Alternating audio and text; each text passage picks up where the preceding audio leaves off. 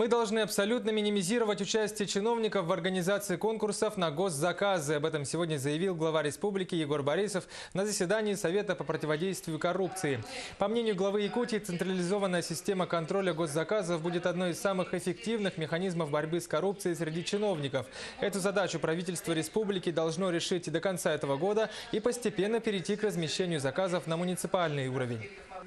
Я все-таки склонен к тому, что мы в органах государственной власти, в частности, наводим порядок, повышаем ответственность руководителей и чиновников непосредственно по борьбе с коррупцией и искоренению этого зла.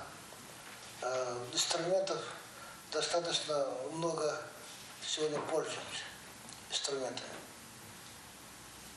Начиная от контроля доходов работающих в системе государственной власти, кончая контролем действий непосредственно работы этих людей.